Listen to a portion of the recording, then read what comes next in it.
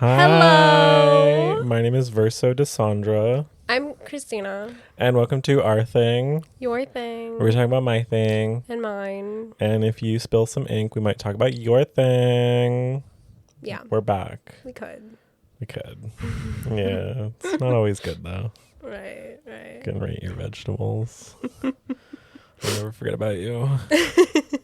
I'll never forget you saying cauliflower is ugly. It is. Objectively. If I wanted to make a food wrong. that looked like a human body part, I'd probably use cauliflower. That's crazy. Oh my god, wait. Have you read Sunrise on the Reaping? No, I have not. Trailer just came out. Did you see that? I know, I did. I watched it. You know what else they just had a trailer release for? This is me holding a gun to you. Free Run season 2. That's so exciting. Yeah, January 16th is first episode of season 2. I love that show. I love that show too. I'm so happy you like it. I really love it. I remember when you put it on, we were like talking, because usually we'll talk through anything we watch. Yeah. And you put that on and I felt transfixed. Yeah, you stopped talking, which I did notice that we stopped talking. And I was like, this is good. No, because like I think like on episode 9, because we just kept letting them play. Yeah. You were like, I think you looked over and were like, are you okay? I was concerned. Yeah. You hadn't said anything in so long, but I was like, I think she's enjoying herself. I just really liked watching the show. God, that show is so good. It's so pretty and so nice to watch. And it just has such a wonderful vibe. It does. But yeah, season 2 trailer, it looks really good. Looks good. I'm excited. That is exciting. Yeah, I meant to text you about it last night, but I like literally found it as I was going to sleep. I was like, oh my god, they posted the trailer. No, that's fair. And I was, I told you when I was going to sleep last night, so I probably wouldn't have. Yeah. And there's like a bunch of like, people have been making like a fake season 2 trailers constantly. So when I saw that one, I was like, ugh, is this going to be real? Because also like the YouTube channel that posted it didn't look real.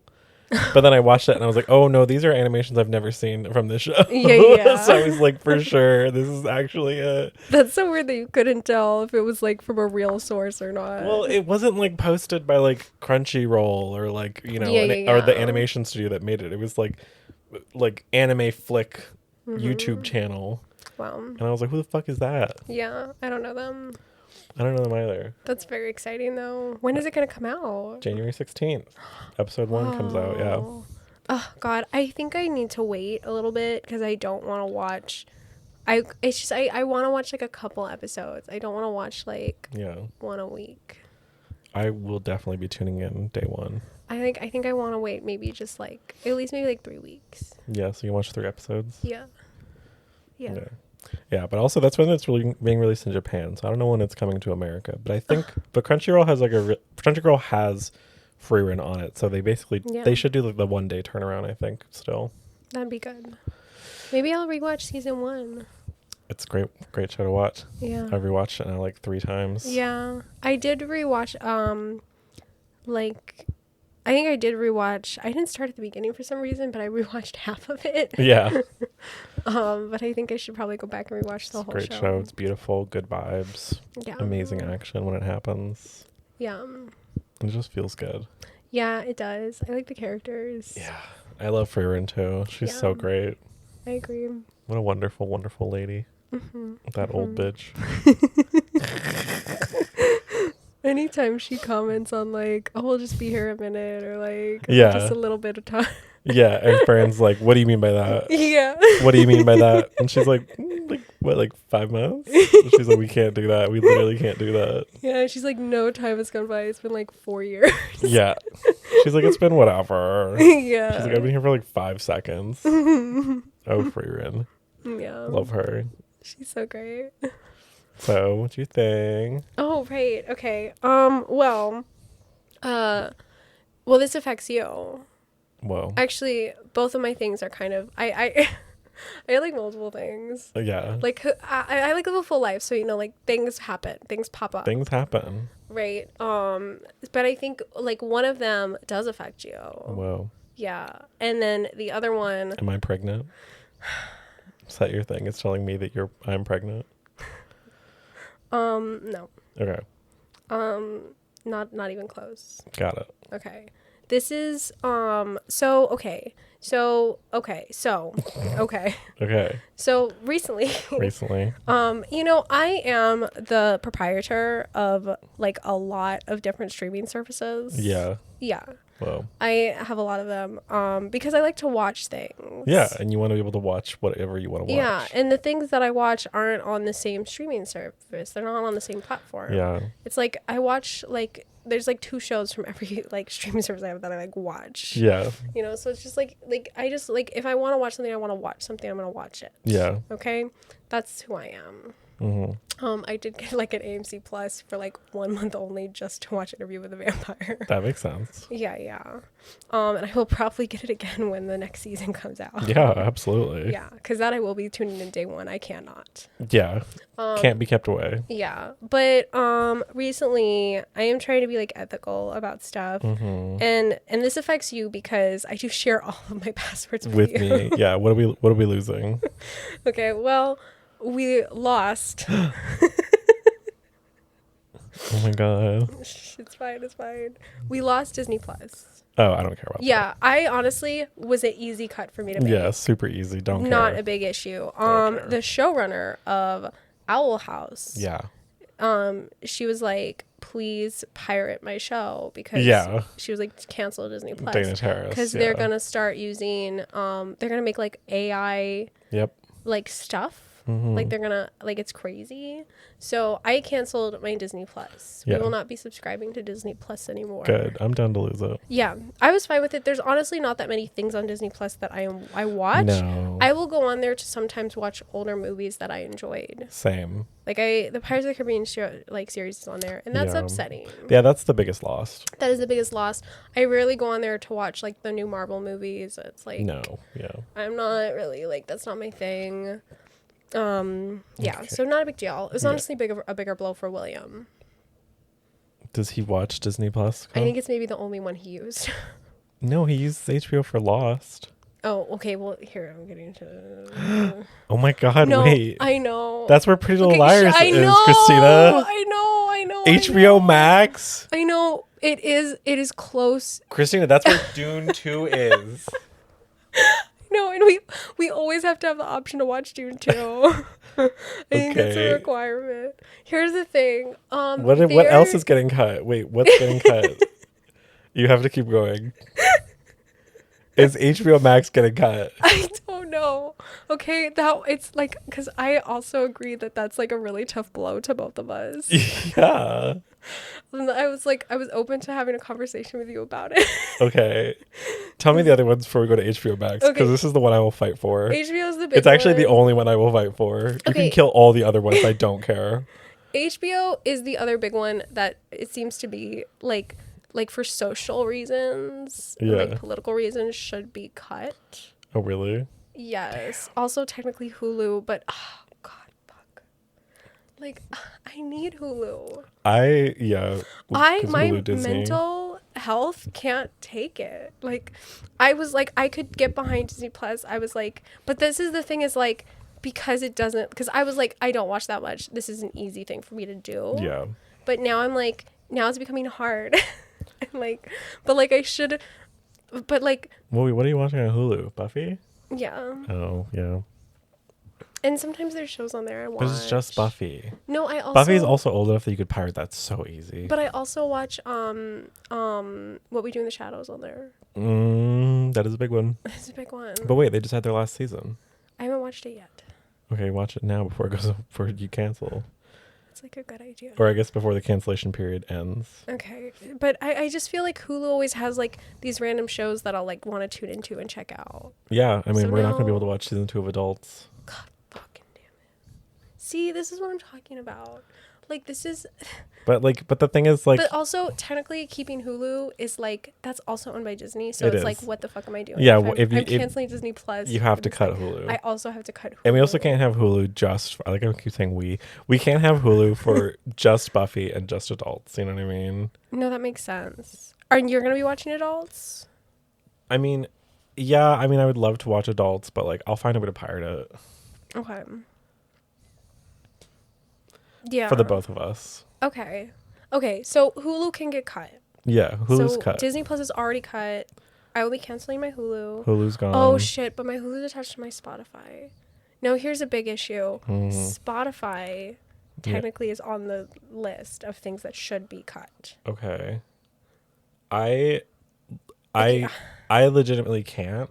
Yeah. I know that's like such a first world thing to say. I also feel like I can't. I've had Spotify since I was in 8th grade. I was on Instagram and they were like sharing all these other platforms and I was like, that's great and all. It would be so hard to transfer all of my stuff over. To what? Apple Music?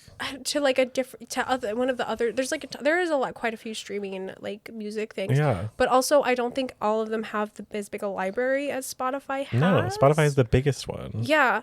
And I like, and they all seem to be like, I think pricing, they're a little more expensive, but it's like a marginal expensive. Like it'll be like, I think I pay $6 a month for Spotify. Mm-hmm. It would be like, I think maybe $8 for one of the cheaper other ones, but it's not as big a library. And I like have thousands upon thousands of songs that are mixed up in a bunch of different. You don't just transfer. I'd have to build those again. You have to legitimately go recopy your entire library. It is hours and hours and hours worth of work. Yeah. And all of those liked songs. Oh my God. No. I can't do that. And then Spotify. I have over like 20,000 liked songs, so. Yeah. Oh my goodness.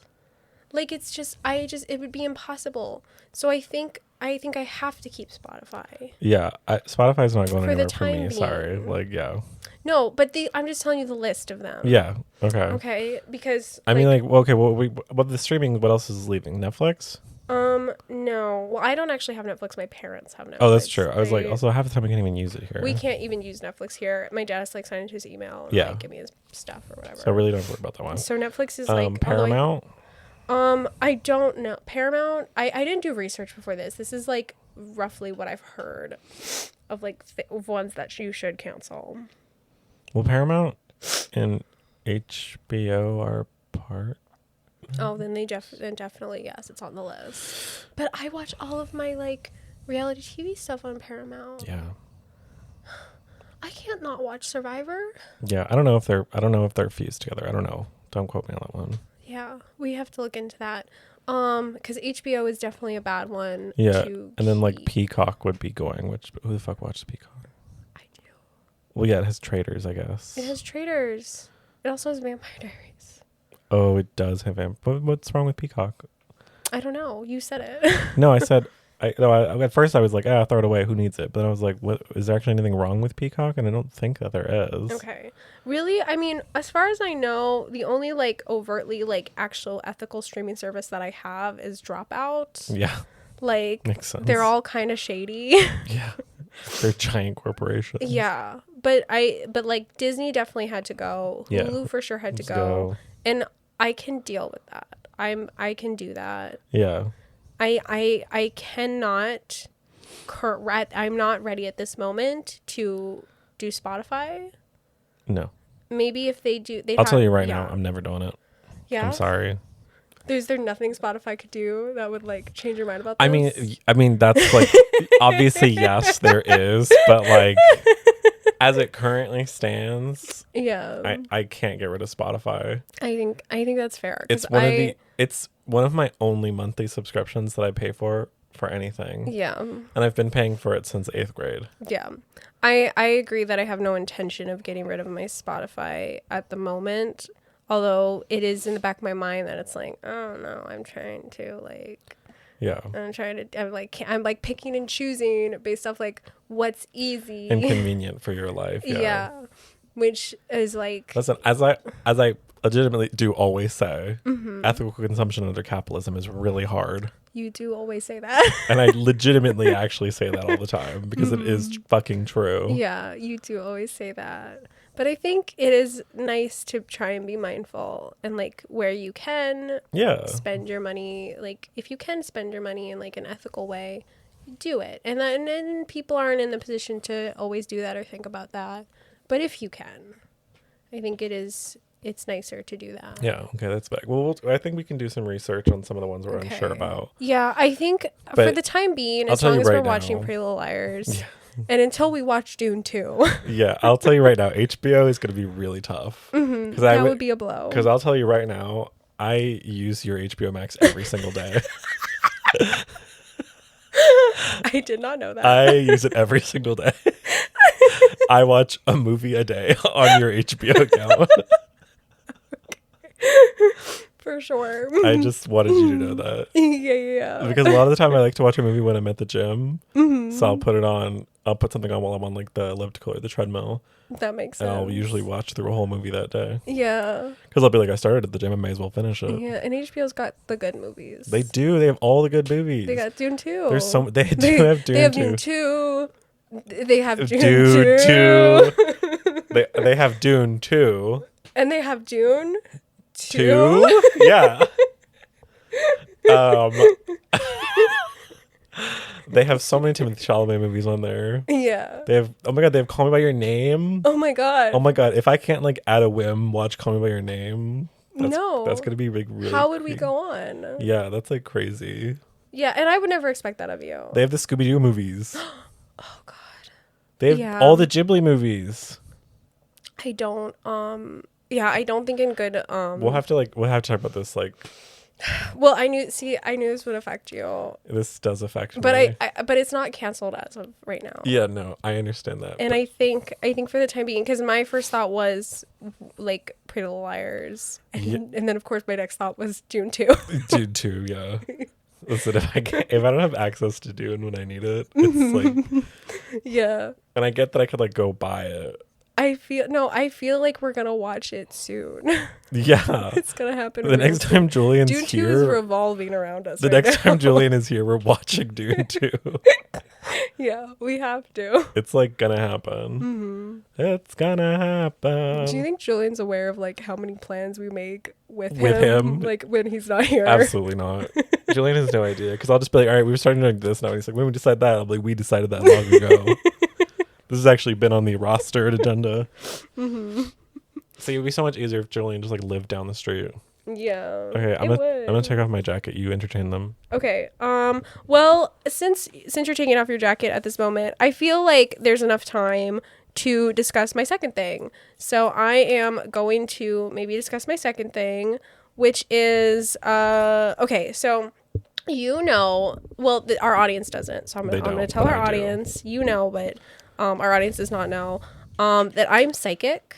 Okay. Wait, real quick before we start this. Okay. Because I was thinking about it while I was taking my jacket off. Yeah. Speaking of ethical consumption. Yeah. Can't even play The Sims anymore. Why? EA was purchased by like a terrible, terrible person who like actively contributes to war and the demise of humanity. Oh my God. So, well, like technically like all the Sims things I've already bought, I have them. It's like whatever. But like what the fuck? I can't even play The Sims anymore. When Sims 5 comes out, I have to not play it. Horrible. It's fucked up. Anyways, go on. I mean, there is no this like also kind of consumption under capitalism. And you've always said that. Your first thing also kind of like plays into slightly what my thing is going to be, but I want you to talk about your second thing. So you're psychic. Okay. I am psychic, and this has been confirmed over the course of my life. I have had an intuition that verges on supernatural. And it's not just that. It's not just a good intuition. Yeah. It is like a supernatural like ability to kind of sense things. And I get like premonitions about things that are to come.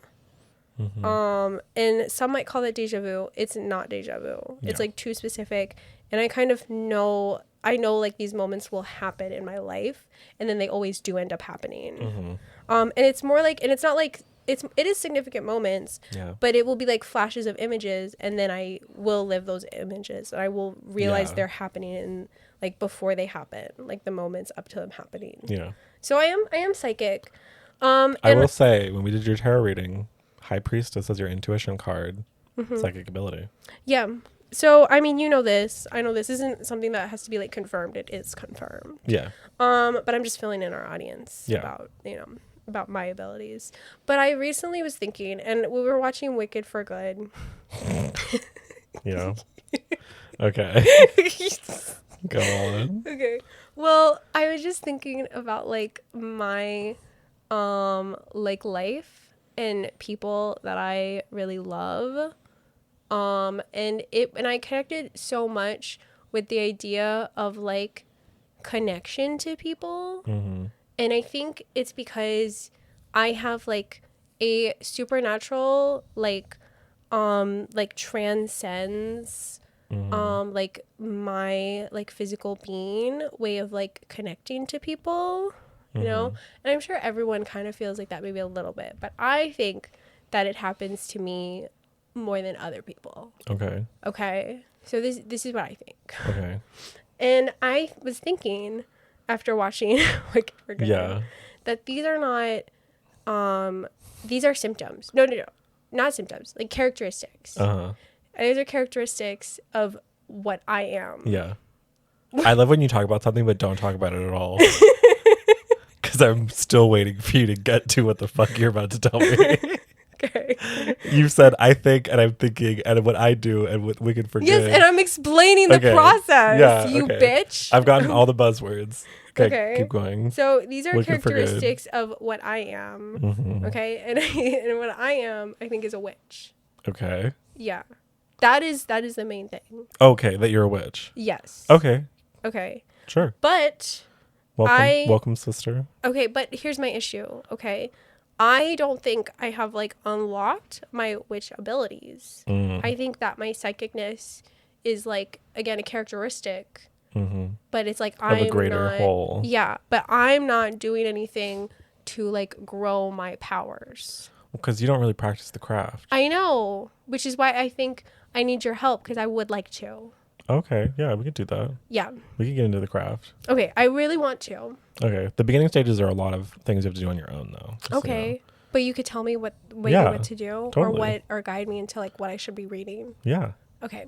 I think that would be good. I was going to, even if I didn't talk about this, because I knew I was going to talk about my other thing first. Yeah. Even if we didn't talk about this, I was going to mention this off the podcast then, because I do think I need to like explore this. Yeah. Yeah. To open up your third eye a bit more, to get into your psychic insight. Yeah. Because like, obviously I must be like really powerful. Sure. Well, like, if I already am, like, psychic, you know, and that's, like, with no practice. Yeah. Like, obviously, I'm, like, clearly, like, very powerful. Yeah. Yeah. What? Nothing. What do you want me to say? No, I just, like, that's what I think. No, that makes sense. I mean, you're a Capricorn, and I'm not a Capricorn. Aren't you? No. Oh, wait, you're the 20th. Never mind. You're that other one. It's the same one as your boyfriend. Sagittarius. Yeah. I don't know why I called you a Capricorn, because I know you're not a Capricorn. I'm not. Because you're clearly a fire sign. I am clearly a fire sign, and I'm clearly a Sagittarius. Yeah. I as much as I hate it, I do have the characteristics of a Sagittarius. Oh, 100%. Yeah. Yeah, you definitely have this. You are a Sagittarian down. But what was I going to say? No, you have a placement in your chart that I was thinking about.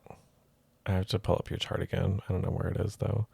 That I was like, that I remember when I first saw it, I was like, oh, psychic intuition.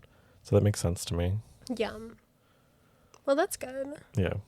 Yeah, and it's just like what I'm feeling, because I don't really know that much. But I feel like I'm meant to be connecting to something bigger.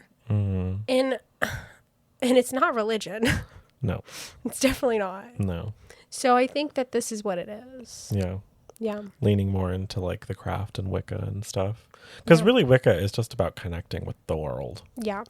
As a whole, and understanding that there are many parts to an existence and acknowledging them and sort of calling to them for aid. Yeah. But that's good. I mean, I always feel great when I'm mid-craft. Yeah? Yeah. That's cool. It's good, and it's helped me because like... How often do you craft? Because like, every week. Okay. Because like, because like, here's the thing. If you're like psychic, my thing is Don't you ever make that noise ever again, computer? What was that? I don't know. The computer made a noise. Yeah, okay, so if you're like psychic, I'm supernatural.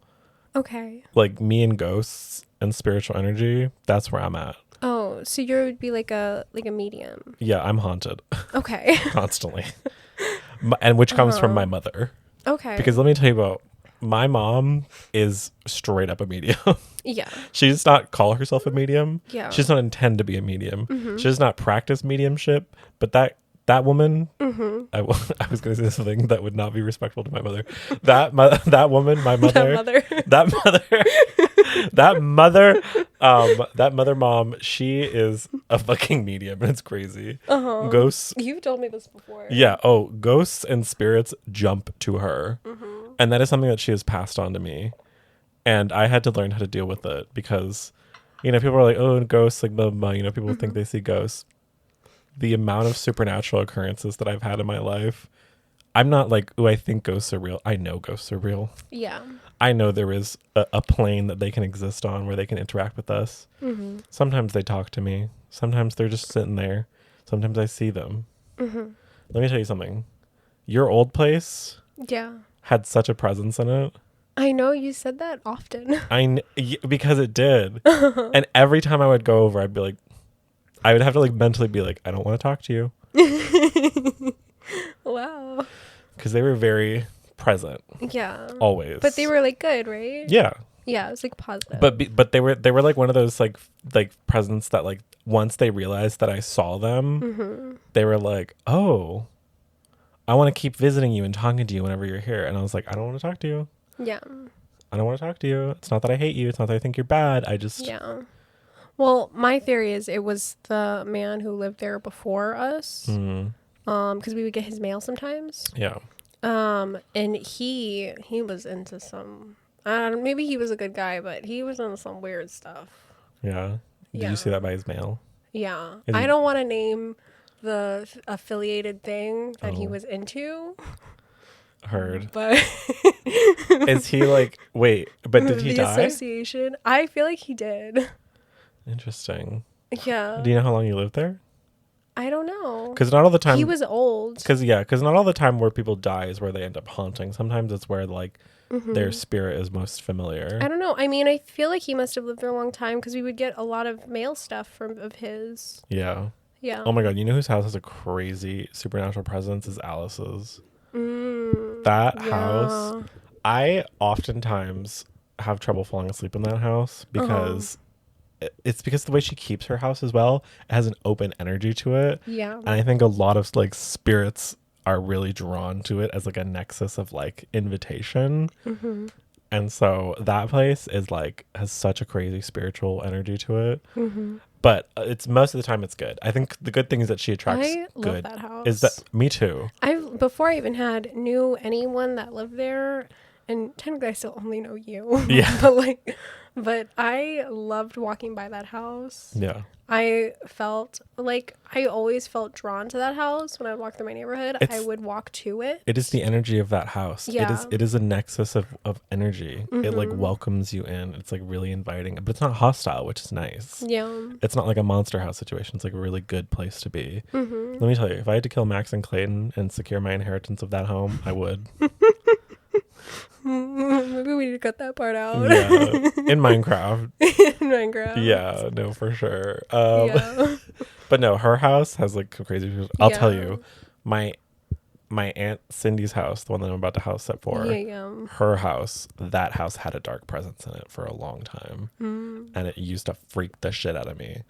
When I tell you, the bottom of those stairs in her home, right by like the door where the basement and like the laundry room and the hallway all connect. Ooh, there was such a dark presence. It's no longer there. It's gone. It's since left the home, and it left the home when Cindy's husband passed away. Because now I feel Dennis's presence there, and that presence is gone.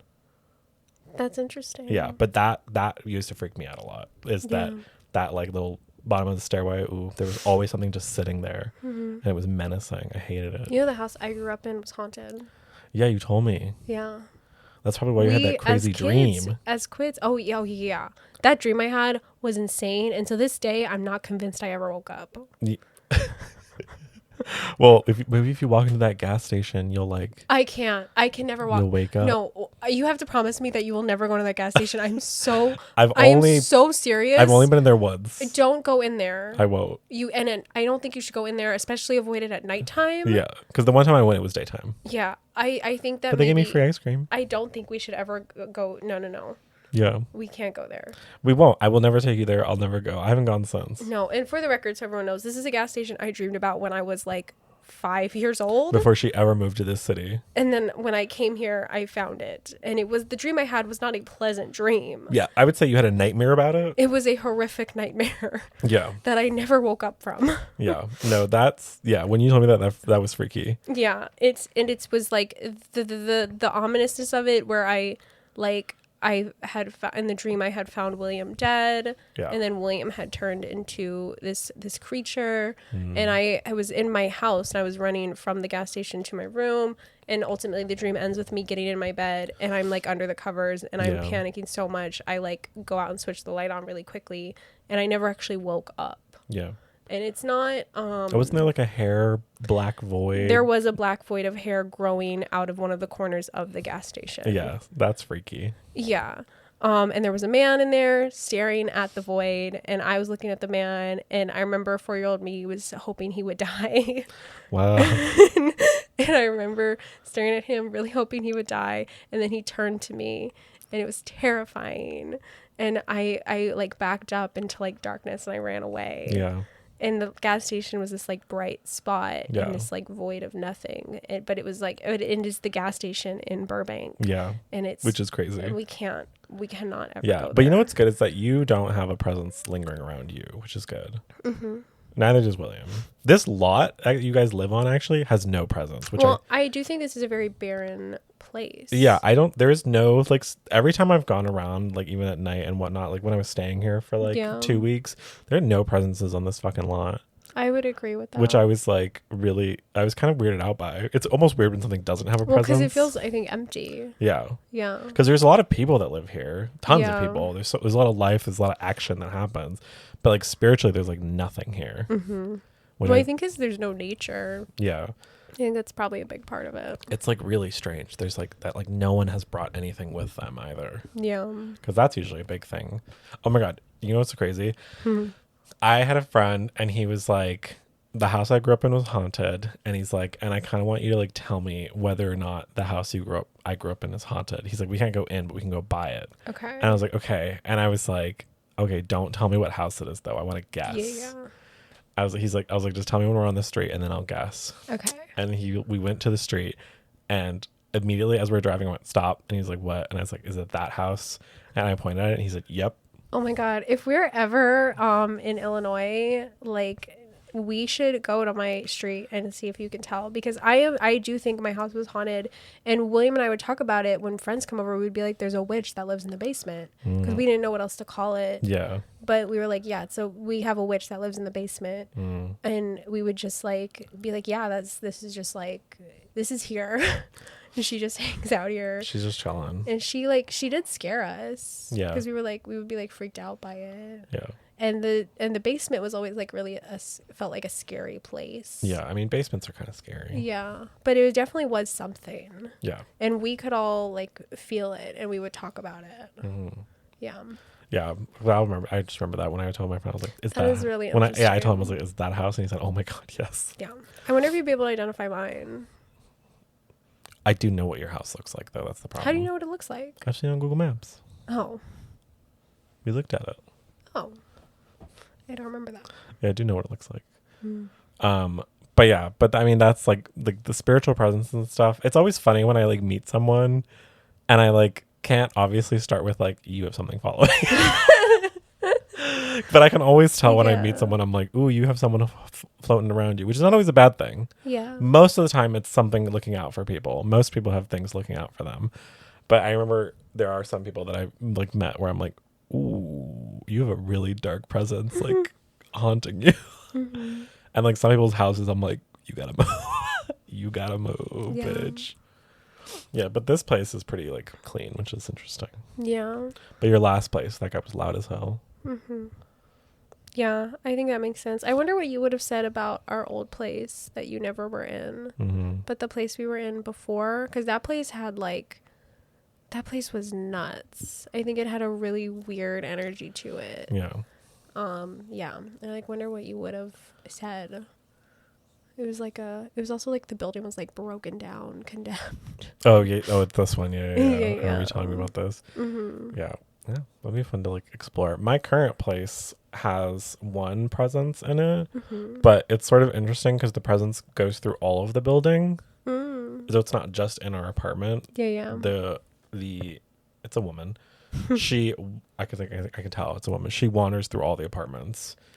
But I can always feel when she comes back into ours. Yeah. And I'll have to be like, Diva, hey. Because sometimes I just want to be acknowledged.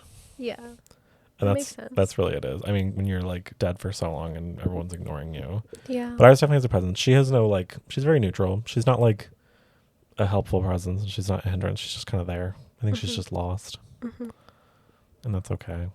But yeah, no, we can get into the craft. Okay, cool. We can get into it. Yeah. It's always good to have. It's always good to have like cleansing elements too for yourself. Bring in good space. I think like, yeah. I feel like getting some things to like give your house energy would be a good idea. That would be nice. Yeah. Yeah. Some like incenses, some like herbs, stuff to burn. Yeah. Because that's the thing is like you don't always want to live in a place that's devoid of energy because then it takes your energy away from you eventually. So it's like that's why it's important to like put things up. Yeah. Have stuff burning, stuff like that. Yeah.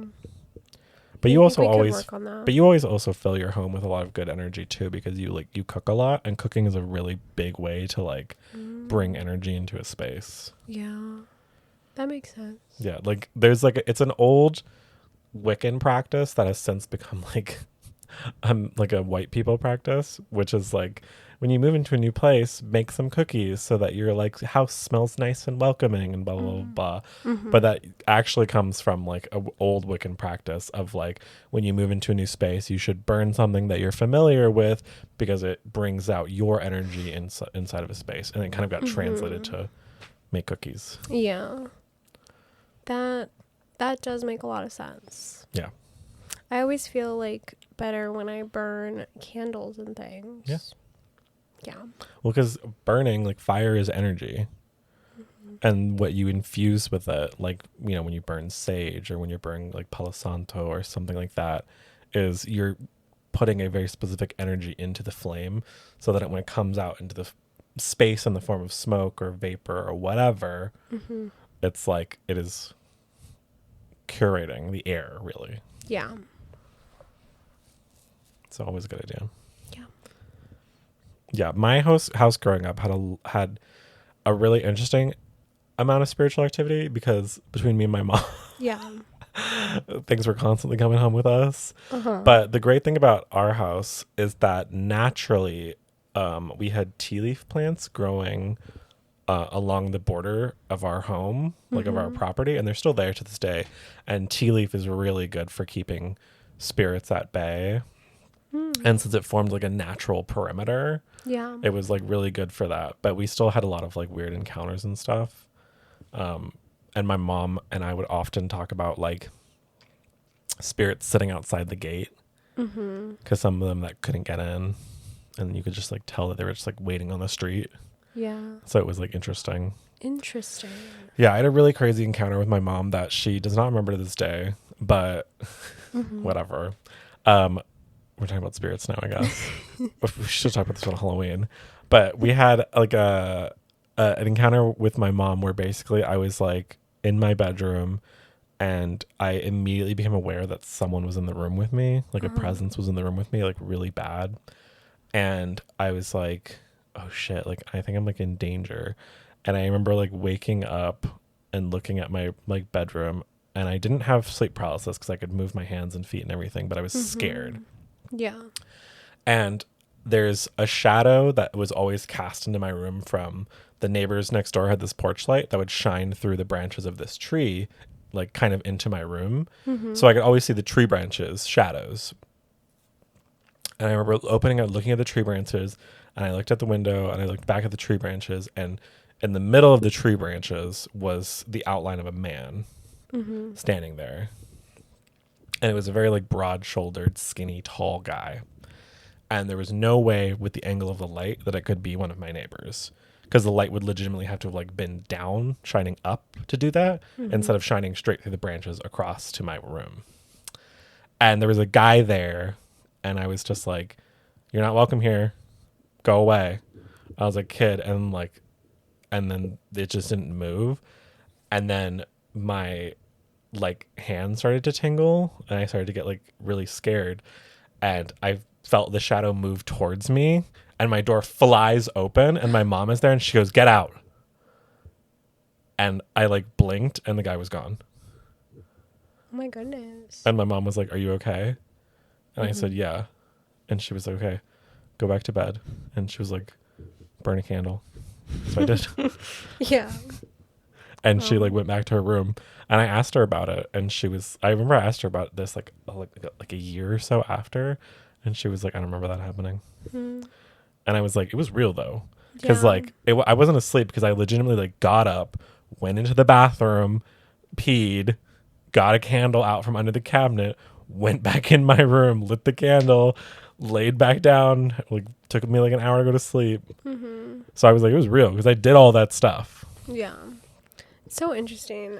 Yeah. This, like, when I was a kid, I would see things and hear things that, as an adult, I was like, oh, this probably wasn't real. This is probably my imagination. But like I had an imaginary friend that I could see and talk to. Yeah. And she was around for quite a while. And she was like a cartoon princess. Yeah. That would like she would be with me at all times, and sometimes she would tell me what to wear if I like dressed myself. That's nice. Yeah. And she would like sit next to me, and sometimes I would tell people, "You can't sit there. Princess is sitting there." Her name was Princess. Yeah, Princess the Princess. Yeah, she was a princess, and her name was Princess.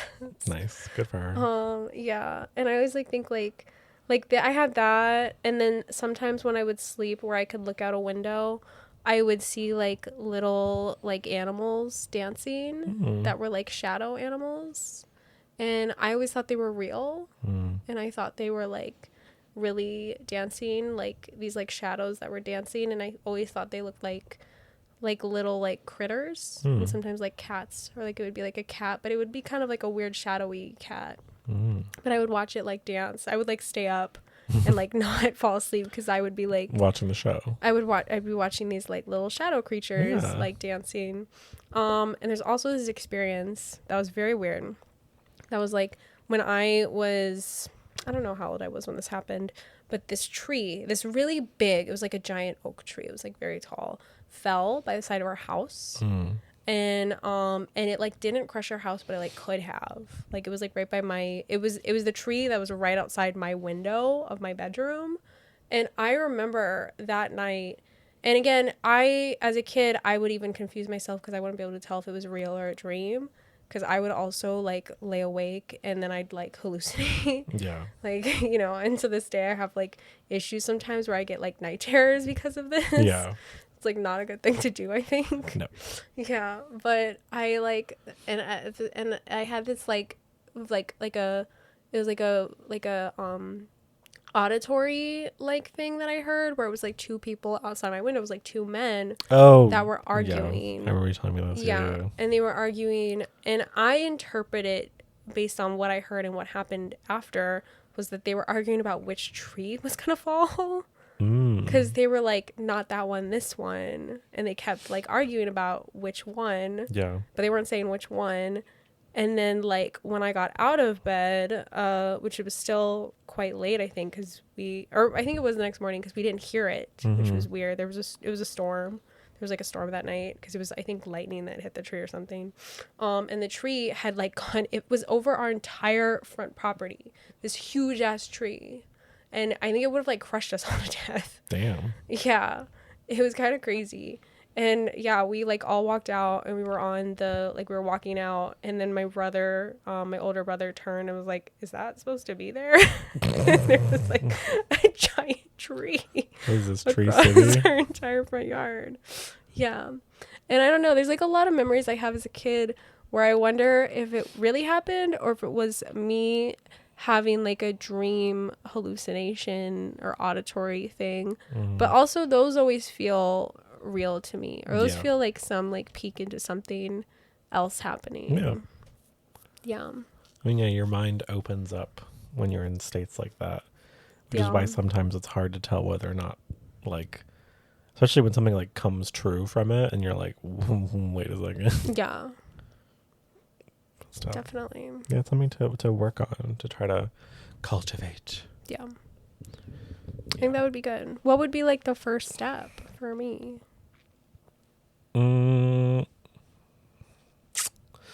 That's hard. I'd have to like think about it for a little bit. Have you seen Pen 15? Yeah. Okay. If you hadn't, when they do witchcraft. It's my favorite episode. Dude, that episode is so fucking funny. Oh my god. Also, when she's like, oh look, like I can produce like smoke. Yeah, smoke from And then she's like, yeah, and it's only you. You I only can't do it. Yeah, she's like, I can't do it. She's like, look, see. And she like blows out of her mouth. Yeah, she's like, and she's like, oh my god, you almost got on my face. And she's like, don't worry, I put like a protective field over you. I'm like, that was me as a kid though. Yeah, and they start doing magic, and she like tries to curse someone, and the other girl like catches it. Yeah, and she's like, I have a protective glove on. It's fine. I know, and then they start going crazy. They're like, that scene is so fucking good. Pen 15 is fucking excellent. So funny. Oh my gosh. The scene where she's at the dinner table with the parents. Fucking, oh my god. That show is so good. It is hilarious. Those women are so fucking funny. Oh, they are so funny. That show is genius. It is genius. It's so good. It's so good. Because it's like Wet Hot American Summer, but just them, and it's so fucking funny.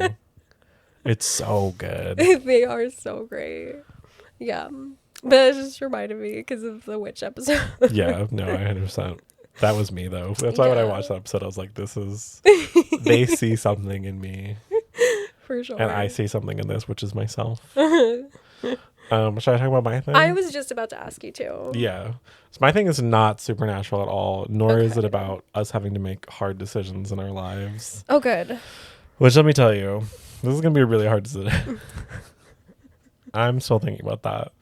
No, I wanted to talk about the Game Awards nominations just got announced. Oh. Game Awards 2025. I do know quite a bit about this. Oh, you do? Well, I saw the announcements. Yeah. Yeah, but please. All you bitches are mad that Expedition 33 is absolutely eating the girls up this year. Uh-huh. And let me tell you something.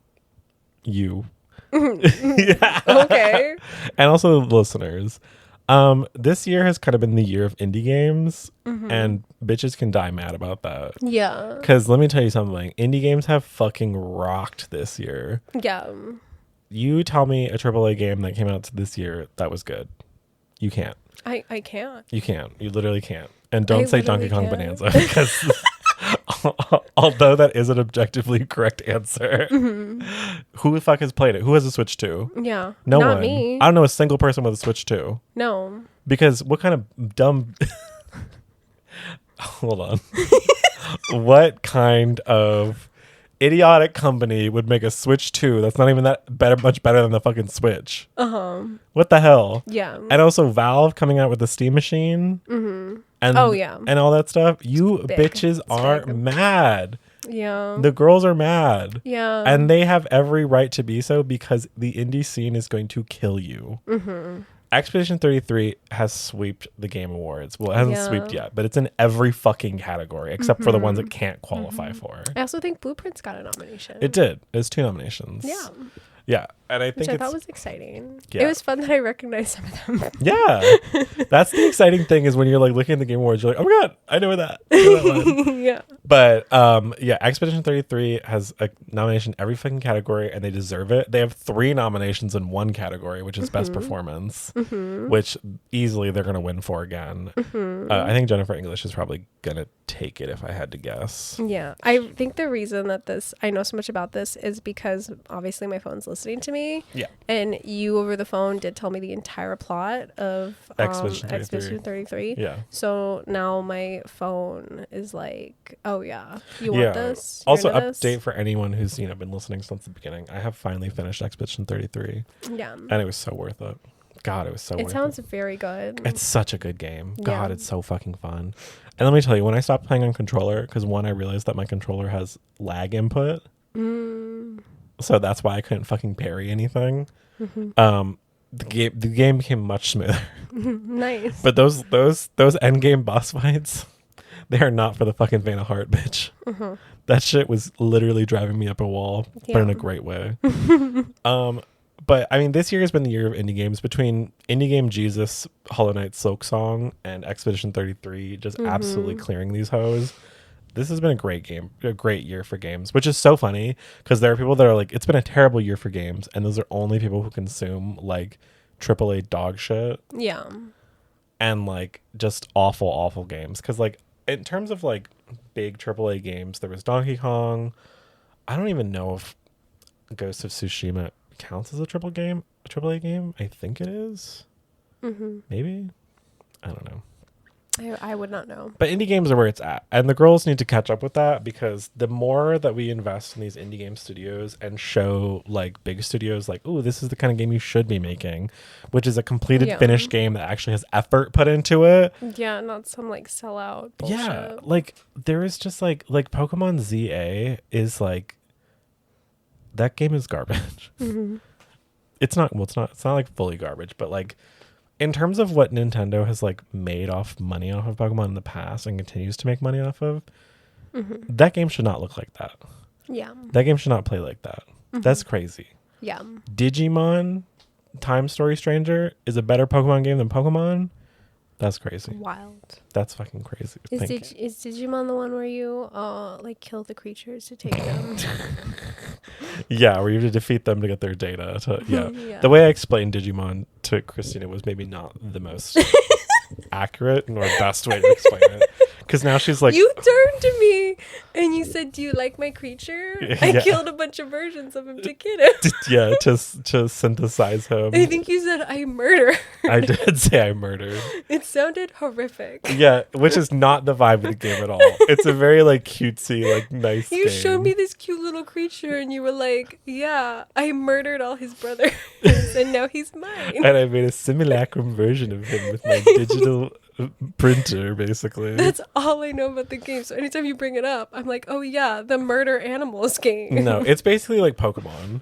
Okay. Except Digimon, which has always been the comparison. And there's a lot more like, there's like different ways you fight them, and there's different things about the story and whatnot. Because the idea is that like the digital world is like a different world that exists, and then there's like the human world. Whereas like in Pokemon, everyone's in the same world. Yeah. And Pokemon have like always been there. Yeah. And everyone knows what a Pokemon is. Yeah. Versus Digimon, which is not the case. Yeah. Not everyone's aware of the digital world. Out of all the video games that were released this year, which like world would you live in? Ooh. You have to pick one. Yeah, no, good question. Let's see. Which would I not live in? That's a good place to start. Not Silent Hill F. No, definitely not. Absolutely not. I'd rather die. Any world. I'd instantly kill myself. Any world where I have to be afraid of Silent Hill happening to me is a bad world. I'm blowing my brains out. Yeah. Suicide pact immediately. Yeah, I'm done. Like, please kill me. I'll kill you. We'll do it at the same time. I don't want to learn the lesson that Silent Hill has to teach me, because I'm not going through with it. No. That simply won't be the case. Absolutely not. William just got home. William has arrived here. Yes. So if you hear the door, that's him. Honestly, Expedition 33, probably not. Because that seems like a hard world to be in, especially if I'm in the canvas. Yeah. But maybe if you were like a painter. Yeah, that would be nice, but we still don't know much about the world, world. So it's like, I don't even know what that would entail. Yeah. And they seem to have a nice life. They seem really rich and also, like powerful. There seems to be like a threat of being murdered. Yeah, the writers. Yeah. All those writers, those nasty little writers. Yeah. So maybe not that world. Yeah, definitely not Donkey Kong Bonanza. I don't want to have to live in fear of Donkey Kong destroying my home for no reason. For sure. Hades 2. No, thank you. No. As fun as it would be to like live in the world with the Greek gods, it's also not fun to live in the world with Greek gods. I don't think it would be fun at all. No. They are awful. And they're constantly at war. And they're just like, you just say the wrong thing and you're fucked. Done. Yeah. You'd be like, wow, I'm so good at sewing. Boom, you got smited. Yeah. Or you get like turned into a fucking spider. Yeah, forever. Jesus Christ. Yeah. Oh my God. But like that's also like if I was in like the Greek mythology world and people were like, oh my God, I think I'm a better weaver than Athena. I'd be like, ooh, I don't know you. Yeah. I don't know you. I'm keeping my head down. And I'm a humble farmer. Yeah, I'm leaving. I'm going to go pray. No. I'm like, ooh, I don't know what she just said. I don't agree with her. Like the moment that like the person I know is like, oh, Aphrodite would be jealous of how good I look, I'd be like, ooh, I gotta go, diva. I'm out of here. Don't ever say that again. You're gonna start a war over that. I'm not. And if I see a swan trying to make googly eyes at me, I'm looking the other way. No, I'm staying away from all animals. But you're gonna be a humble farmer. I mean, like a wheat farmer, like a crops. Maybe like a wheat crops farmer. That's fair. Yeah. Farm olives. No, it's like, yeah, it'll be like fine. It's like a very Greek thing. And I won't be particularly good at it. I won't be particularly bad at it. Yeah, and if you are good at it, you're not gonna say a word. I'm not gonna say a damn thing about it. And if people start saying shit, I'm changing my profession. Yeah, and if heroes start trying to come to me for like shelter and whatnot, I'm turning them away. Yeah. Or I just might move. Yeah, I just might move. I just might leave. But I can't be like so much of a hermit that I become like a mystical legend in the woods. No, you can't. You just have to blend in. You just have to blend in. That's it. I have to live a middle of the road life. Yeah. And if anything. And no, I cannot live in a major city. Yeah, no, don't do it. That's so true. I can't live in Athens. I can't live in Sparta. I can't live in Thebes. I have to go live in some random ass town. Yeah, maybe a more rural area. Yeah, maybe a more rural area because let me tell you, the moment shit goes down, somewhere is getting flooded. And don't be a fisherman. It's just in general. Just stay away from the sea.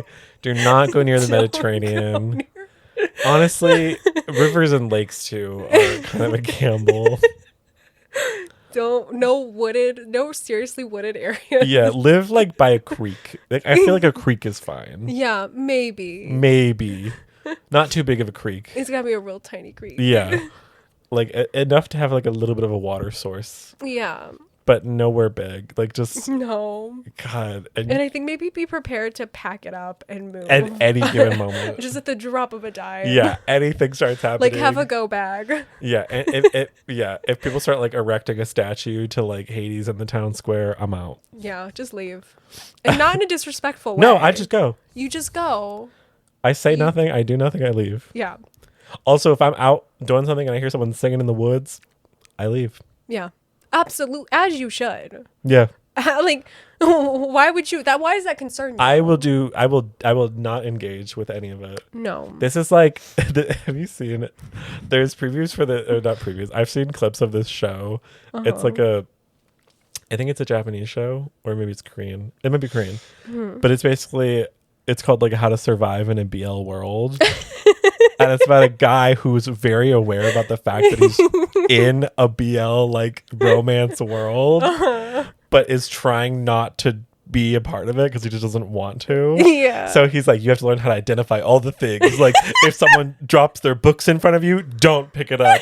If you bump into someone, just walk away. Like all this stuff. And that's very much what this is giving, is how to survive in I think that's so funny. a Greek mythological world. I love that.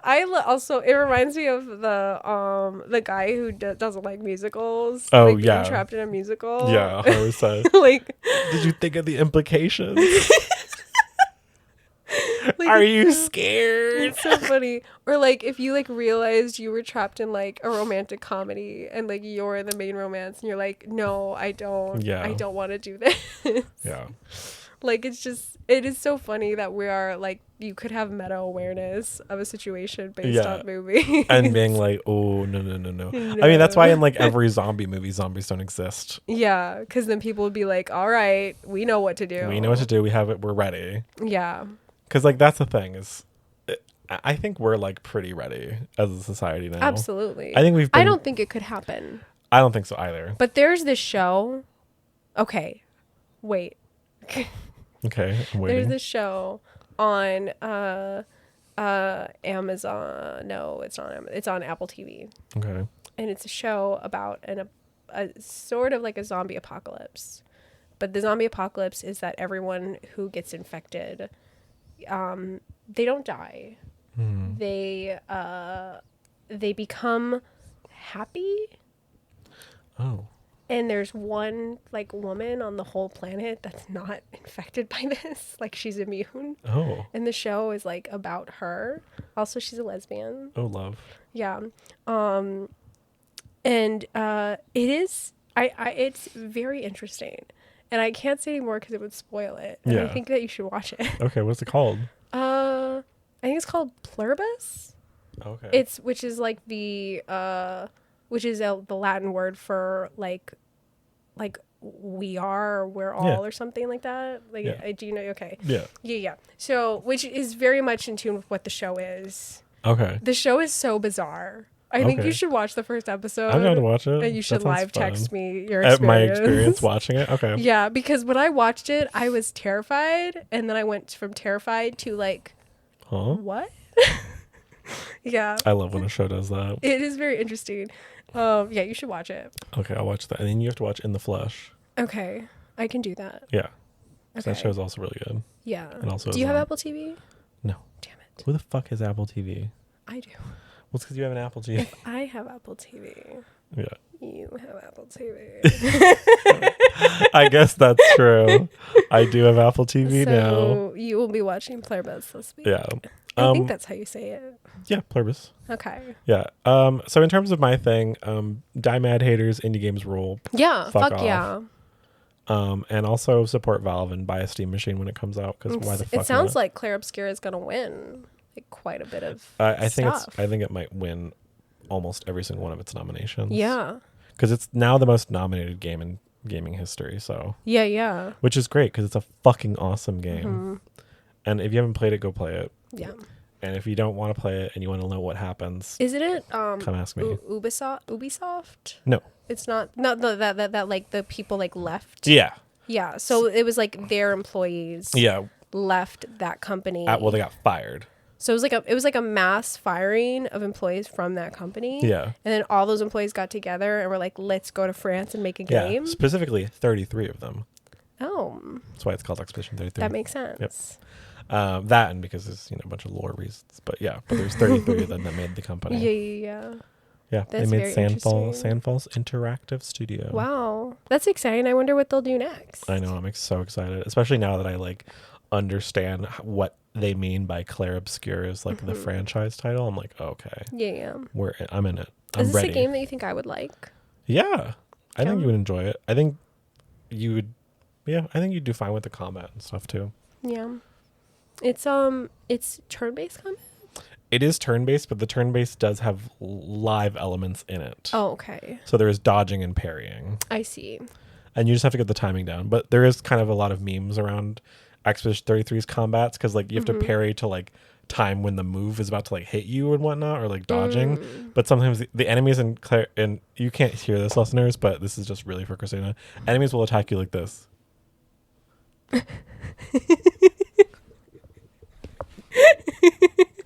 And then they hit you. Yeah. Okay. It's a lot of that. Okay. Which is fun. Because you have to like really like learn. You're like, yeah. And I'll tell you, if you do play it, just learn how to parry early on, because it's the most useful thing. Well, I feel like I know the whole story. Yeah. And I think maybe part of what like the game is like going through the story, because seems like the story is like a big thing. But the gameplay is really. But maybe fun. I would play the next one that comes out. Yeah. Since I do know the full story of the first one. It's true. Which I'm fine with. I did ask you to tell me. Yeah, but the gameplay is super fun, and I would I'd recommend it to anybody who wants to play it. Yeah. Should we move on to their things? Yeah. Oh my gosh. I loved giving advice 2 weeks ago. That's great, because we have a question. Oh my God. I'm ready. I feel like we are all knowing, not in our own personal lives, but for other people, we can fix anyone. I could tell you anything about anything. Yeah. This is kind of a question that both of us can definitely answer. Okay. But I'm definitely curious to hear what your answer is. Sure. This comes from Landon Miles. Oh, hi, Landon. Hi, Landon. It says, I'm newly 19 and gay, and I'm worried that everyone in my community is already so ahead of me at this age. What do I do? Well. Which, when this question came in, I was like, oh my God. Landon. I'm 28. Yeah. I came out this year. Yeah. I think 19's a pretty good age. Yeah. Like, you're fine. Are you even in college yet? They are in college. I do know that. Okay. So, like, yeah, like if you're in college, you're in your like first year, you're like totally fine. You have a full life of gay experiences ahead of you. Yeah. You did not miss out. No. And I think that is like such a big thing, is that like, and also, I'm sorry to cut you off, but I think the experience is you don't get to, like, gay people don't get experiences in high school and growing up. Like, I think that's rare that you had that, especially our generation. Yeah. So, like, you are definitely, like, on par with, like, where most people start. Where most people start in our community. And there you go. And I think a big thing is also figuring out what type of gay person you want to be, which really is just more about who do you want to be. Because I understand you come out, you start interacting with the community, and you're like talking to people who are like, oh yeah, girl, I sucked 7 dicks this week, and I have 3 boyfriends, and I just did ketamine in the water closet and all this stuff. And you're like, what? Do I have to get there now? Do I have to do that? You don't have to do ketamine in the water closet. You don't have to do ketamine in the water closet. Don't ever do that. No. Unless you feel like that's you. Unless you're a ketamine in the water closet kind of girl. But that is a very rare person to be. Yeah. Don't force that on yourself. And you know what? If you can, don't be that person. Avoid it if possible. Yeah, which it should be pretty possible. Because I don't think anyone was meant to do ketamine in the water closet. No, yeah, that's crazy. If someone tells you that, don't be there. Maybe just help them. Yeah, help them. Get a 5150 on them, and and then go from there. But there's no landmark that you need to hit in order to be a gay person in the community.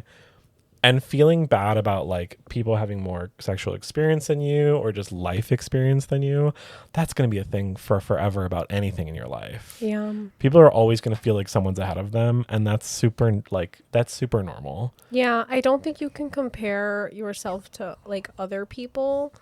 And also, it's like one thing if you're like, "Oh, I'm behind." That is like that's an insecurity. Yeah. But if you are like, "I'm craving more experiences," like those will come, especially like now that you're in college, you're going to meet a ton of new people that are going to bring you new things in life. Yeah. And if you know what you like to do as a person, just go seek that out more, and then the other experiences will come. Yeah, absolutely. You know what I mean? Like if you're like, oh, I do really like dancing or whatever, or like, I like going out and doing that, go to some clubs and go dance. Yeah.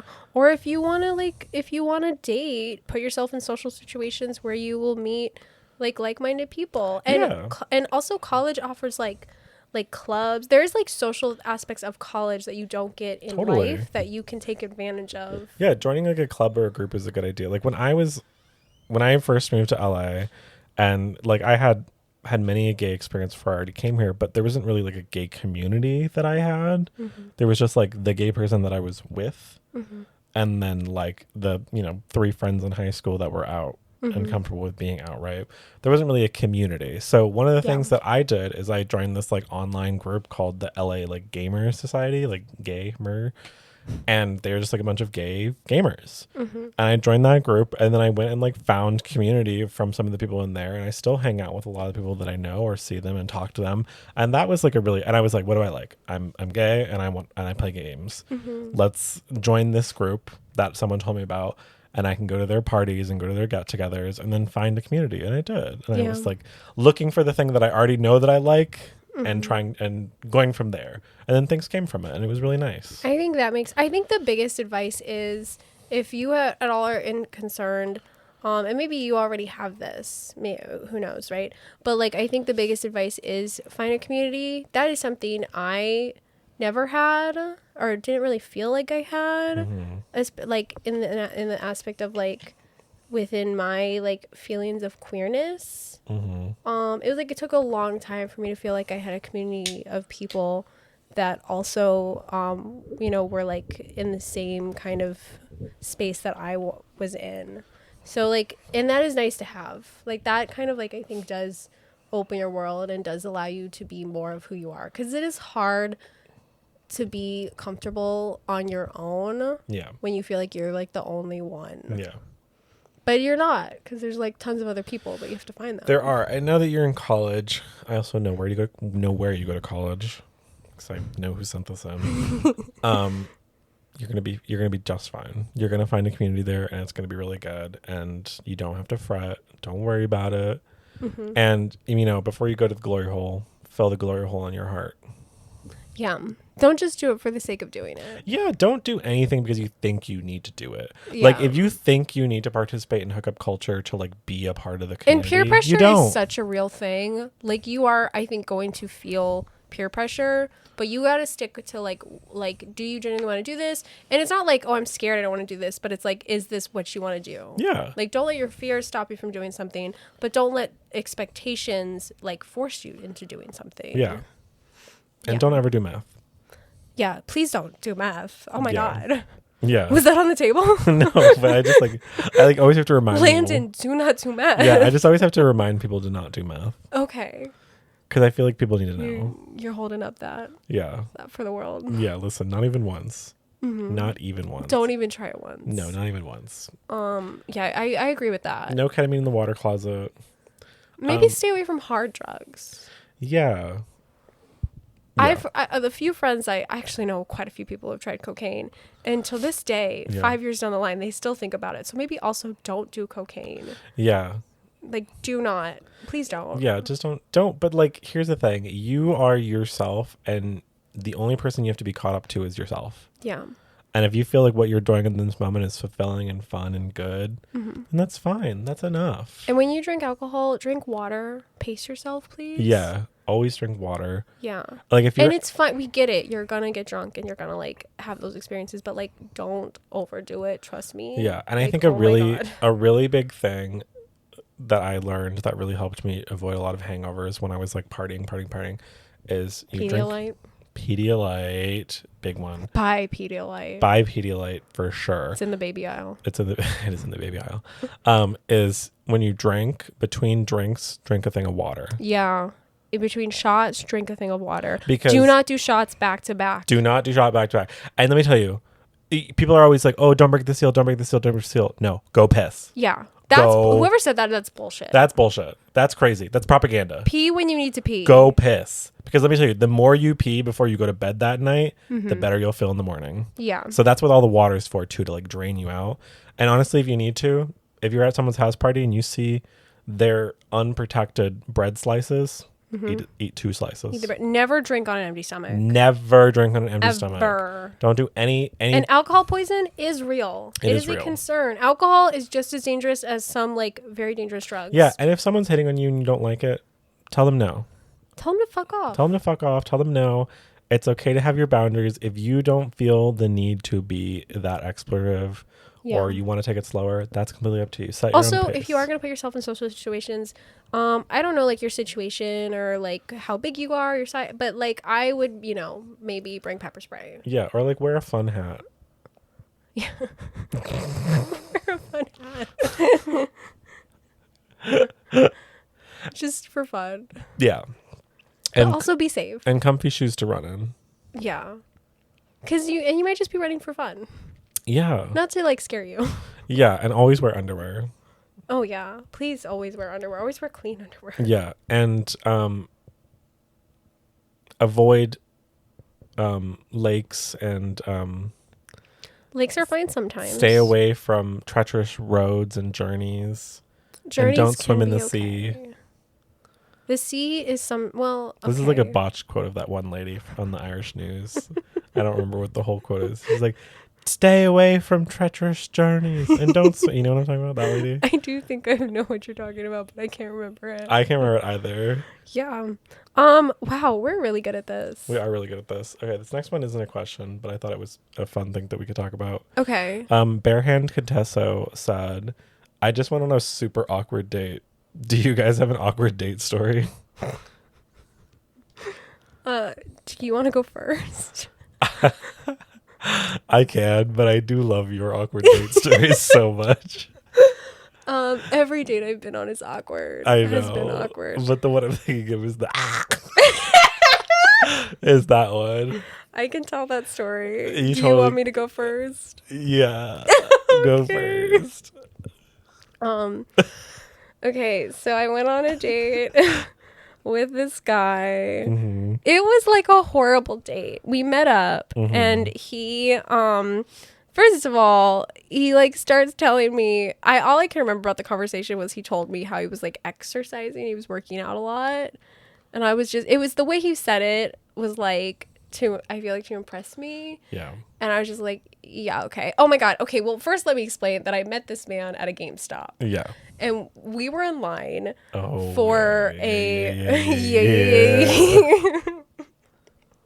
William was in line for something.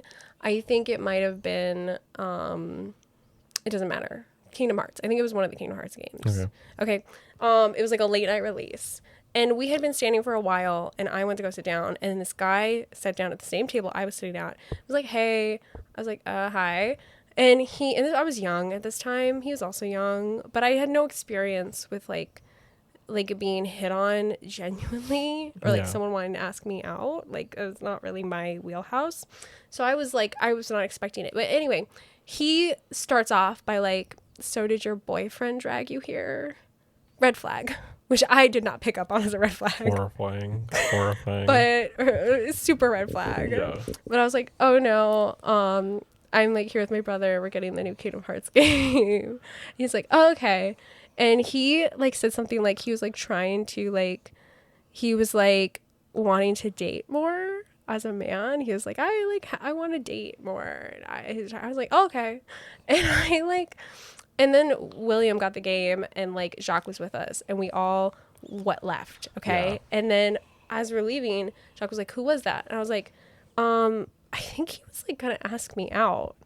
And I was like, that's really weird. And I can't remember as we were walking to the car, but I was like, yeah, that's like so weird. And then Jacques ran back and gave him my number. And Jacques was like trying to encourage me to date. Jail. Prison. He was trying to be helpful. He was trying to be like, but Jacques is very much like would date anyone, and like he's like the social. He was like this at the time. He was the one that was getting me out of my little bubble. Yeah. So he was trying to be helpful. And so we went on a date. This guy texted me, and we went on a date. And he brought me to go see an anime movie that sounded very good, and I was very excited to see the movie. So we went there. He was telling me about how he exercised. During the movie, he put his arm around me. It was very uncomfortable. And I had to watch the whole movie being uncomfortable because I didn't know how to say, hey, get your arm away from me. So he had his arm around me the whole time. And then he like handed me a tissue at the end because he was like expecting me to be crying. I wasn't crying. The movie was very good, but I was not crying. Yeah. Probably because I was focused on his stupid arm around me the whole time. Then we leave, and we went to go get dessert at this place. And he, again, as we're walking, put his arm around me. He's like 1.5 feet taller than me, by the way. He put his arm over my shoulder. And it felt awkward and uncomfortable. And he's like trying to like be close to me. And I was like not...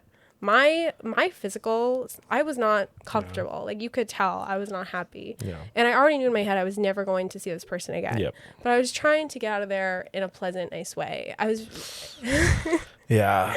So we're getting dessert and we're eating dessert, and I sat down at this booth, and he sat down right next to me, even though there's a spot right across from me. He sat down right next to me. It was crazy. People who want to sit on the same side of the booth as you. I hate it. I hate it. I absolutely hate it. We're sitting across from each other and we're looking each other in the face. Oh God, I'm like the more I talk about this, the more I'm having like flashbacks to the moment. Yeah. Be gone, spirit. Oh my God. He then says he's gonna go to the bathroom, leaves his jacket behind, and as he's leaving his jacket behind, I'm thinking in my head, should I just fucking leave? Should I just bolt right now? And I was like, no, that's a bitch move. Like that's really like mean to do. I should have, because the experience afterwards is scarring. No, I know. So like he was like, I'm gonna leave my jacket so you know I'm not leaving. Like my concern was he was gonna ditch me. Like, fuck, like, yeah, okay, man. As if he's the prize. Like, he's the fucking, yeah, Jesus fucking Christ. And let me tell you what, I would never judge someone based off their looks. He had nothing going for him. He had absolutely nothing going for him. Oh my God. Anyway, he, like, comes back, sits next to me. And we, I guess, have, like, the fucking dessert. And then we leave. And I'm like, all right, I'm going to go. And he's like, let me walk you to my car. It's so late. There's nobody around. And I'm like, no, it's okay. I can walk myself to my car. And he's like, no, I insist. And I'm like, I think he's going to kill me. And we're walking to my car. And we're going deeper into, like, the parking garage that is, I'm looking around, fully fucking empty. Mm-hmm. And I'm like, do I just run? Do I like, and then he's like, as we're walking, and I was like, I felt like I was being tested. He was like, so was this fun? And I was like, and he was like, Edward Cullen, he like, lie. Edward manifest, lie. Lie better. And he's like, I was like, yeah. And I could tell that was not convincing. That was like the lie better. Yeah. And he was like, would you want to go out again? And I was like, yeah, definitely. Because I'm just like, please don't murder me. Yeah. Like, I just need to get into my car. So like, finally we get to my car. He stands in front of the door to open the car. Like he's standing in front of the door. It's me, then him, and then the door. And I'm like, I need to get in my car. And he's like, uh-huh. And then yeah.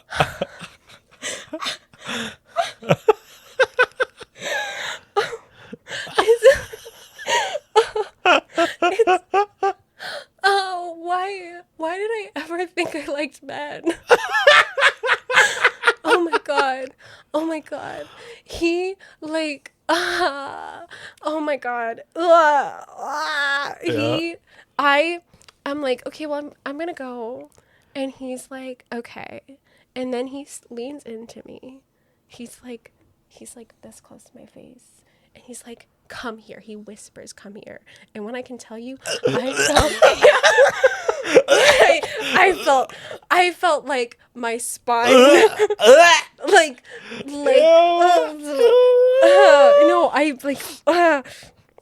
I can't. Oh God, it's crazy because honestly, this isn't even like the weirdest experience I've had with a man. Like but it's awful. This is probably the most awful one. Because there was like a layer of I thought I was gonna get murdered. Oh God. Okay, finish it. And we're in an empty parking garage. It's my car and just an empty fucking parking garage. And I bloody murder screamed no. I couldn't take it. I couldn't fake it. I saw his face coming towards mine and my panic set in, and at the top of my lungs, I screamed no. The come here is diabolical. That would have made me. I don't think I've told you that part before because it actually took my soul. That sent a shiver down my fucking spine. No. And I was like, oh, and I was like, I don't care if I get murdered. I can't. I can't. And yeah. And it scared him so much.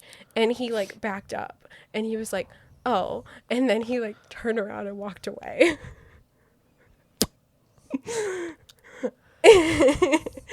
Yeah. And Landon, if you're listening, this is what you've to look forward to. It was awful. And Jacques later asked me why I didn't leave as soon as I realized things were like not going well. And I told him that I really liked the movie and I wanted to stay and watch the movie. Yeah. Which was true. The movie was very good. Yeah. But like, and then after that, I felt like trapped. Like I felt like I couldn't be like, I have to go. Like, you know, because we had agreed we were going to get dessert after the movie. Yeah. And like, oh God. And I paid for dessert. What? Yeah. Ew. Why the fuck did I do that? That was like that's like the only perk of being in like a straight relationship. Yeah, so usually they shovel out for you. Yeah. I think because he bought the movie tickets. I don't know. But like that, like there's been very few moments in my life where I've panicked to the point of like frozen screaming. Yeah, and that's one of them. That's one of them. Rightfully so. Yeah. I think the fact that I could get out no, because it was like a no. No! Yeah. Yeah. And it echoed. It's like in one of the, I mean, if there was anyone else in that parking garage, they heard me. It's like one of those things where like in like a TV show or like a movie when the person like unlocks their power at like a traumatic event. That was you. Be like, no! And then like everyone flies back. Yeah. Because you just became telekinetic. It warded him off. Yeah, it worked. It did work. Yeah, you power word killed his fucking whole vibe, dude. Yeah. He texted me the next day and he was like, I'd really love to go on another date and I promise, like, I won't try to kiss you. But I was like, I was like, well, like, first of all, the most I could have ever done was probably text and be like, I don't want to date you. Like, I'm not interested. But I couldn't text him back. Yeah. I couldn't, because the idea of an interaction with him after that moment, because up until that point I was like, we don't vibe, that's fine, it's not like I hate you or anything. You just like but that moment I was like, I thought he was gonna kill me. the come here is what's haunting me. No, I can hear his voice in my head. I like can hear his voice like in my ear, and I don't. That is probably the worst date I've ever been on ever. Absolutely. Are you kidding me? Oh my God. If you had a date worse than that, I'd be shocked. Like, I think every date I've ever been on has pretty much been like a nothing blah date. Yeah. I think the closest I've gotten to like a good first date was with like the only woman I've ever dated. Yeah, when you're like made out against a brick wall. Yeah. Just fun. Like saying something. Yeah. Why I couldn't notice that pattern. There was a pattern. There was a very clear pattern happening. Yeah. But like that date was, I think, the combination of me thinking he was gonna murder me because he was 1.5 feet taller than me and he was like a bigger guy, and like I was like and I'm tiny. I'm a tiny little thing, you know. I'm like, people, you get me in a crowd and I will just drown. Yeah. Like, I'm not, you know. And then I don't know why it was so fucking late, and it felt like everyone just left at the same time. Like everyone, it was like empty.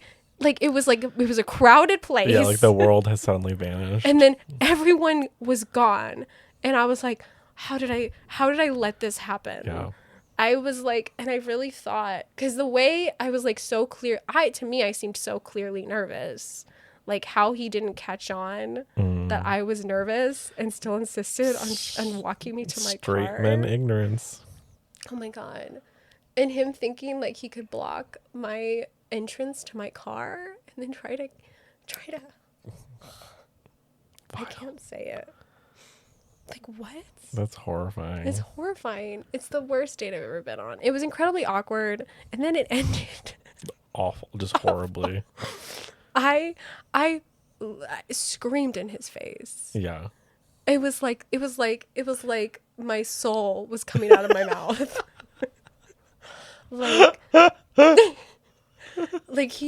He's an inch from my face, and I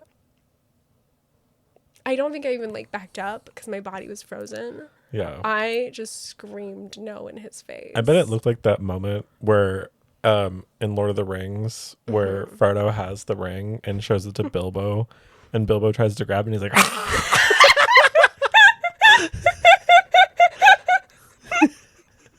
you go, no! And he was like, I'm gonna leave. Yeah. I like wonder if there was anyone in that parking garage, because any floor you were on, you had to have heard me. Yeah. Because it echoed. It was loud. It's the loudest I could be. Yeah. That, because I was like, also thought if he doesn't stop, someone has to come and help me. Yeah. So like, yeah, I was panic screaming. God. And yeah, then when he turned around and left, I was like, oh, okay. It was like so much relief. Mm-hmm. Yeah. Yeah, that's like, that's great. that's by far the worst date I've ever been on. Was the question your most awkward date? Yeah. It was awkward. Yeah, no, I think that absolutely awkward. qualifies. That absolutely qualifies. It was awkward. It's also the worst date I've ever been on. Yeah. Like, the most awkward and the worst will probably be hand in hand with each other. Yeah. I want to say I was maybe 20. Mm. I know I wasn't 21 yet. Yeah. Traumatizing time to be alive. Yeah. Oh, I think I went through a lot of trauma between the ages of 18 and like 22. Yeah. There's just a lot of like poor experiences in there. Yeah, that's sort of what those years are for. Yeah, where I also didn't know how to like say no to things, and the rate at which I was not prepared for men to be coming at me left and right. I didn't expect that. Yeah. And it came out of I felt like it came out of nowhere. Yeah, men will just come out of the woodworks. Yeah. I was not ready, and I was too nice. Yeah. Quote unquote nice of a person to like combat that effectively. Yeah. Yeah. And then I got into situations like that. Well, do you have an awkward I'm glad day? we're better now. Yeah, I have an awkward day. I definitely won't be able to top that story because that one is screaming bloody murder. In God, it's brilliant. And like my really awkward date that comes to mind was awkward for a number of reasons. I went on a date with this guy, and it was really weird. And there's a really important reason why it was weird. So we went on this date, and I was already kind of like talking to him beforehand. I was like, he texted weird. Mm-hmm. And how'd you like meet him? It was very strange. I met him online on app. And this is when I went home for a bit back in Hawaii, and I was like, oh yeah, I'll like go on a date with someone. Like that sounds like a fun thing to do. Yeah. And the person was kind of weird, and we went on this date, and we go on the date, and like meet him. Like he's like cute, whatever. It's like cool. We're like talking, and then I turn to my right, and I go, oh, those are two of my ex-boyfriends sitting at a table together. So wait, the awkwardness of the date wasn't the guy. Oh, it is. Oh, okay. And this. So I turn to my right, and I see that two of my exes are sitting at the same table together, having dinner together. Uh-huh. And I go, oh. And they both look at the same time and see me, and they smile. Do the ex-boyfriends know that they are both your ex-boyfriend? Yeah. Oh, did they meet through that somehow? And I went, oh, huh? And they looked at me, and they didn't seem surprised to see me, so I think they had already seen me. Yeah. And I was like, oh, that's weird. And they waved at me, and the guy across from me goes, oh, who's that? And I went, those are both my exes. Mm-hmm. And he went, oh, really? And I was like, yeah, this is weird. I was like, I'm sorry. I didn't know that they were going to be here. And he's like, oh, no, I figured. And then he starts to proceed for the next 20 or so minutes to talk about how attractive they both are. Oh. How attractive what the fuck? How attractive my exes are. Uh-huh. And while at the same time reassuring me that I'm also attractive. Okay. And him talking about, well, I can see how it worked, you know, and he's really good looking and just like and just like a good 20 minutes of just him talking about this and me just going, uh-huh. Uh-huh. Well, also painfully aware that they're both sitting there. Yeah. Mind you, I know these two don't like me. Mm-hmm. And I was like, okay, this is so weird. And he finishes this wrapping up this conversation. I don't remember how he stopped. I think it's somewhere he just stops talking about it. And then he starts talking about me, and he just starts like listing things that he hopes that I'm not. Oh. And I was like, what? Like, and it was, what was the like vein of like the things he was like listing? He was basically like in so many ways being like, I hope you're not like a circuit party gay, or like, I hope you don't like only listen to Lana Del Rey, and like all this like hitting what the like fuck is wrong with Lana Del Rey? Well, I think there's something wrong with Lana Del Rey gays. Okay. I'll be honest with that part, which I get it. But I think he was just like, hitting every corner of like what makes a quote unquote bad gay, like a stereotypical like bad gay. That's very problematic. Yeah. And it was really weird to listen to after he spent 20 minutes talking about how attractive my ex-boyfriends were. Yeah. And then they get up from their table and they come over to us and they say, how are you? What are you doing here? Are you back home? Blah, blah, blah. And I was like, yeah, I'm good.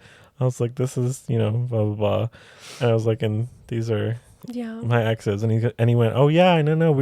He was like, we were talking about you guys. And I went, well, not really. And he's like, no, yeah, we were like chatting about you and whatnot. And he was like, giving me the information. And they both look at me and go, what information?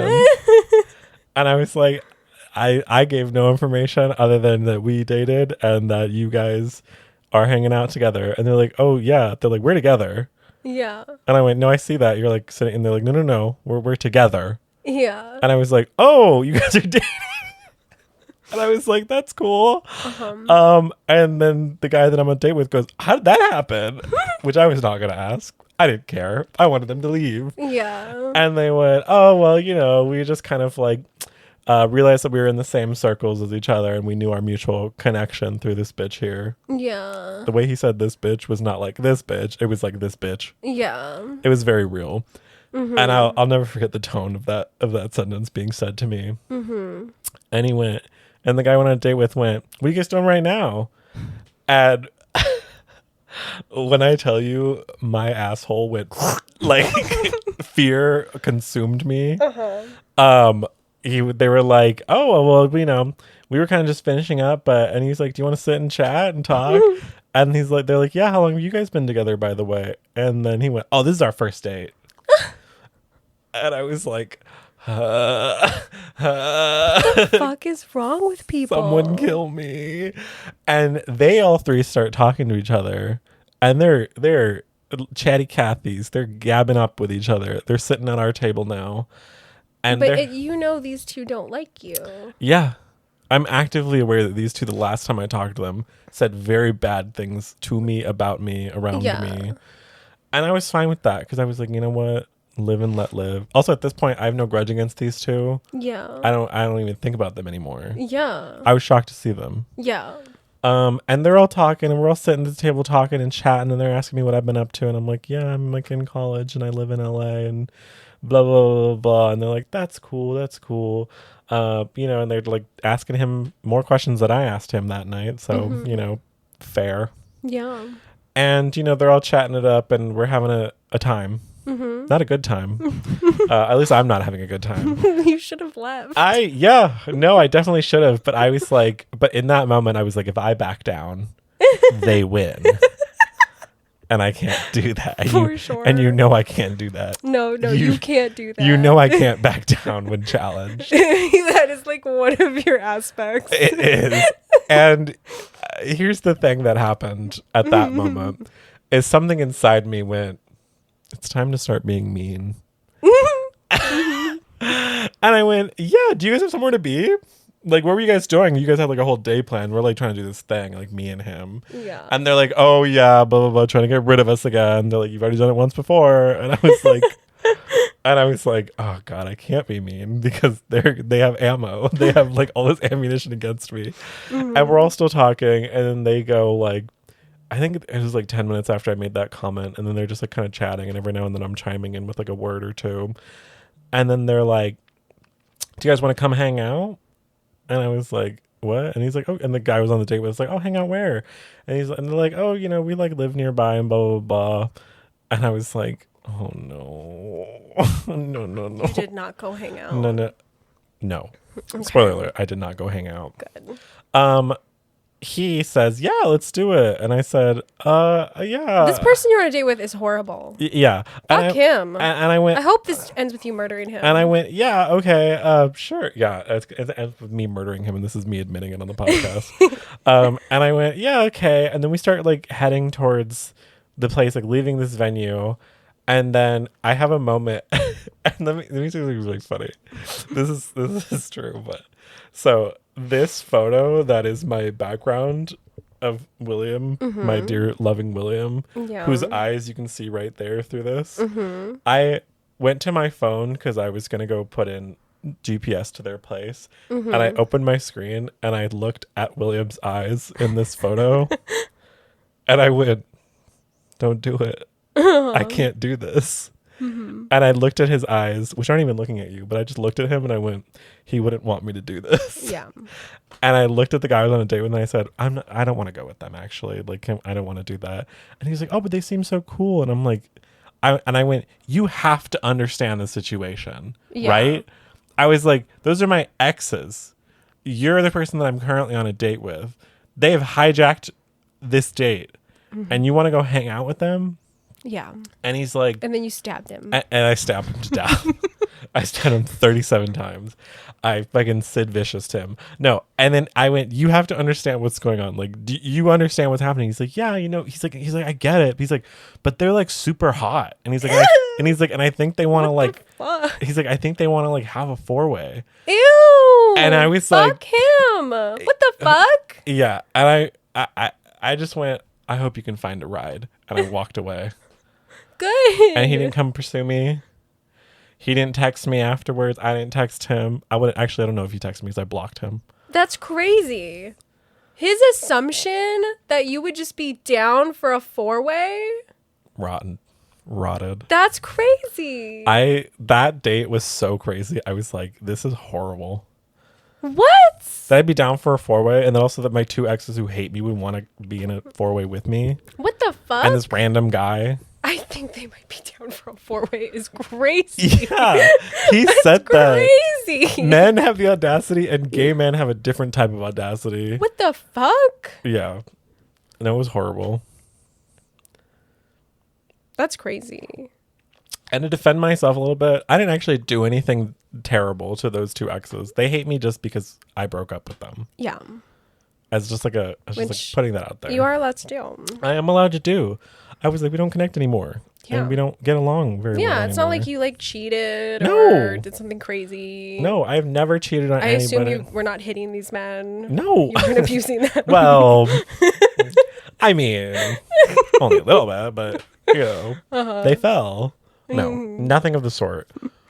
I always felt that their hatred for me was unfounded. Yeah. But that was crazy. That was a crazy like run-in with them. That's crazy. And it was clear that they still didn't like me, which would have been crazy if we went over and they did want to have a 4-way. Do you think they were inviting you over for a 4-way? Yes. That's the crazy. That's crazy. Yeah. Men are vile. Men are vile. And you know, you go through a lot of crazy stuff. That's why I'm so glad I don't have to go on first dates anymore. That I have David, and David is wonderful and lovely and perfect. When David and I's first date was amazing. I'm so triggered by the idea of like a man. Me going on a date with David. I'm sorry. Okay. Of a man, I think like the idea of like a man having any sexual. A man. I am also triggered by the idea of a man. Okay, a man having sexual go. Like, I think, like, a man having any kind of, like, sexual need, expressing any kind of sexual need. Yeah. That's crazy. Yeah. Don't do that. I won't. No, you're fine. Yeah. But, like, men? Yeah, like a men trademark. Terrible. Oh, that's gross. No, tell me about you and David. You were saying something about you and David. I was just saying we had a great first date. Oh yeah, your guys' first date was very cute. Yeah. I think as it should be. A first date should be fucking cute. Yeah. I think that's what There should be no threats of 4-ways. No. No, come here. No one's saying come here. Yeah. No concern about being murdered. Yeah. None of that should be in first date. No. That's horrible. Yeah. Ugh.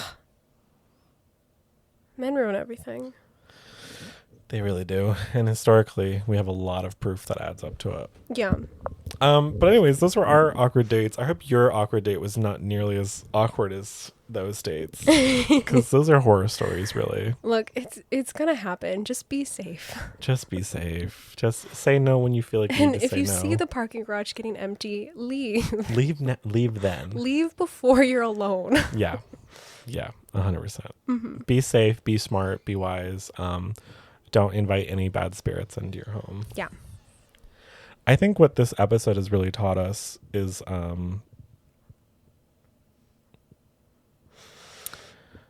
getting rid of streaming services is tough. And because of Dune 2. Because of Dune 2. Because let me tell you, if I can't watch Dune 2. No, if the opportunity to watch Dune 2 isn't there. Yeah. Like on a whim. On a whim. We need to be able to watch it on a whim. Need to watch Dune 2. Yeah.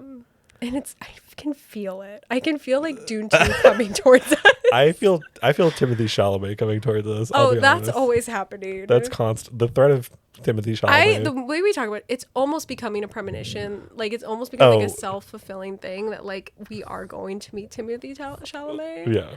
And our lives are going to be intertwined. Yeah. For better or for worse. For better or for worse. Who can say what lives in the heart of Timothy Chalamet? Yeah. Yeah, any final thoughts? Nothing. Just that No, I have nothing. Yeah. And Timmy, if you're out there, I don't know. Good job on Dune 2 and 1.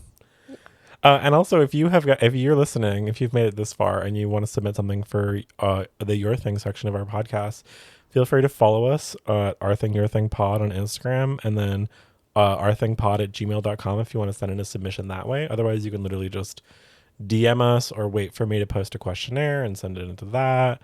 But like, be proactive with your life. Like, do like what you've always wanted to do. Yeah, if you don't know what to do, ask us. We will tell you.